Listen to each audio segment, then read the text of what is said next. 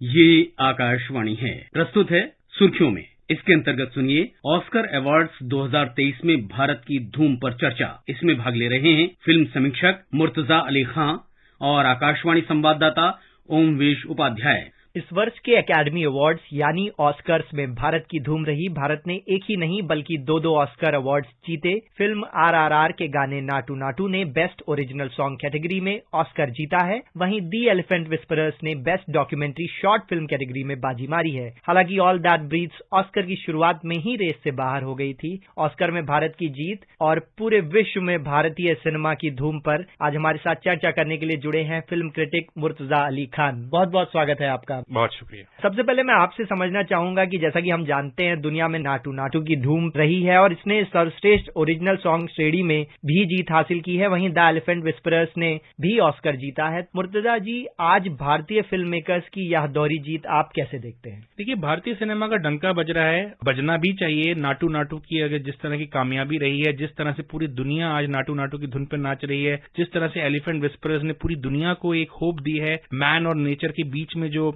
आज दिक्कतें आ रही हैं उससे ऊपर उठने का एक रास्ता दिखाया है। तो आई थिंक हम एक विश्व गुरु हमेशा से रहे हैं और भारत का हमेशा से ये काम रहा है कि हम दुनिया को रास्ता दिखाएं, उनका मार्गदर्शन करें। पर हाल फिलहाल में क्या हुआ है कि भारत का जो नया ब्रांड है, जो ये न्यू इंडिया का राइज हो रहा है, इसको एक बड़ी पिक्चर के तौर पे देखना चाहिए। ये जो नाटू नाटू की जीत हुई है या ऑस्कर पे जो इंडियन सिनेमा में धूम मचाई है, इसको हम आइसोलेशन में नहीं देख सकते। मैं इसको इंडियन ब्रांड का राइज देखता हूं। चाहे G20 का ईयर आप देखिए, प्रेसिडेंसी का ईयर चल रहा है, चाहे आप नीरज चोपड़ा और जो हमारी ओलंपिक्स में अच्छी परफॉर्मेंस रही उसको देखिए, चाहे टेस्ट चैंपियनशिप में जैसे इंडिया अभी क्वालिफाई कर गई है। तो बड़ी पिक्चर अगर हम देखें, इंडिया के पूरा का पूरा जो ब्रांड है, ये जो न्यू इंडिया है, इसका राइज हो रहा है। ये एक नई सुबह की शुरुआत है और ये जो सक्सेस अभी आपने देखी है नाटू नाटू की और एलिफेंट विस्परर की ऑस्कर्स पे, आई थिंक ये इंडियन सिनेमा के लिए एक नया आयाम है। पहले 100 साल जो थे, नींव बहुत मजबूत नींव रखने में हमने गुजारे और मुझे लगता है अगले 100 साल अब हिंदी सिनेमा के, हमारी रीजनल इंडस्ट्रीज के ही होने वाले हैं। क्योंकि आज जो इंडियन सिनेमा कर रहा है उसने दिखा दिया है कि हॉलीवुड या किसी भी जगह का जो सिनेमा है वो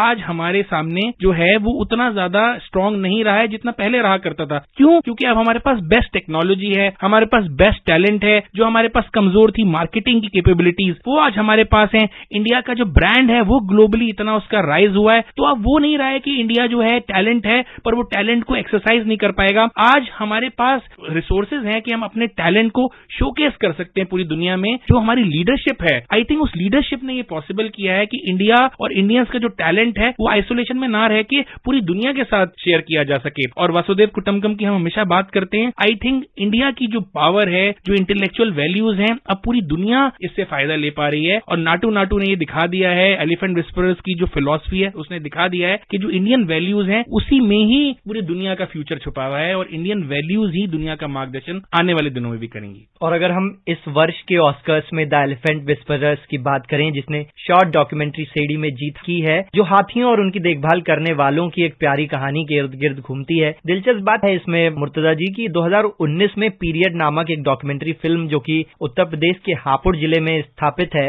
ने बेस्ट डॉक्यूमेंट्री शॉर्ट सब्जेक्ट के लिए ऑस्कर जीता था, जिसे गुनीत मोंगा के प्रोडक्शन ने ही प्रोड्यूस किया था। तो ऐसे में अगर हम बात करें कि भानु अथैया से लेकर अब गुनीत मोंगा और कार्तिकी गोंजाल्विस तक महिलाओं का जो नेतृत्व और प्रतिभा है उसको जो वाजिब सम्मान मिल रहा है, क्या हम कह सकते हैं कि इससे और महिलाओं को आगे आने में और फिल्म इंडस्ट्री में अपना नाम कमाने की प्रेरणा मिलेगी? मुझे बहुत खुशी हुई ये देखकर कि जिस तरह से गुनीत मोंगा ने लंच बॉक्स पहले लेके आई और लंच बॉक्स ने बहुत दरवाजे खोले इंडिया की बाकी फिल्मों के लिए, पर उसको ऑस्कर नहीं मिला। तो कई बार हम लंच बॉक्स भूल जाते हैं, लेकिन हमें याद रखना चाहिए कि गुनीत मोंगा ने लंच बॉक्स जब बनाई थी तो इंडियन सिनेमा का एक अलग तरह से डंका बजा था और उसके बाद ही ये दरवाजे खुलना शुरू हुए हैं। और मुझे बहुत खुशी हुई जब पहले पीरियड के साथ और उसके बाद अब ये एलिफेंट विस्परर्स के साथ जब वो आगे आई हैं, तो इससे बहुत युवा फिल्म मेकर्स जो हैं उनको प्रेरणा मिलेगी। और नारी की जो शक्ति है, जो भारतीय संस्कृति है, उसमें एक खास स्थान नारी का रहा है। हमारे यहाँ नारी को देवी की तरह पूजा जाता है। तो मैं इस चीज को लेकर हमेशा से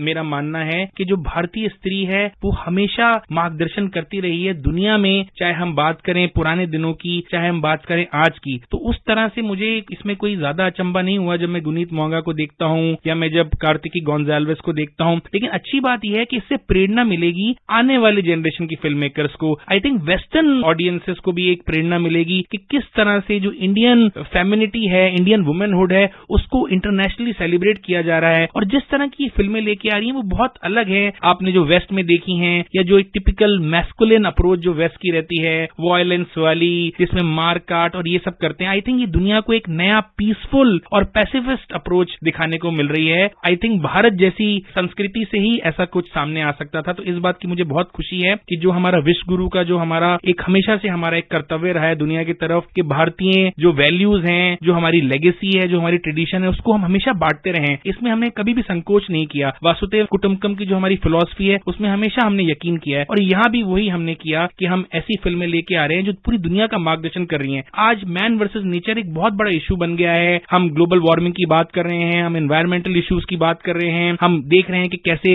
पोलर रीजन्स में आइस मेल्ट हो रही है। तो आई थिंक इंडिया की जो फिलॉसफी है, मुझे लगता है कि यही फ्यूचर में भी काम आने वाली है। और अगर वेस्ट हमारी फिलॉसफी को लेकर आगे चलेगा तो वेस्ट भी जो आने वाले दिनों में जो सर्वनाश हो सकता है उससे बचेगा।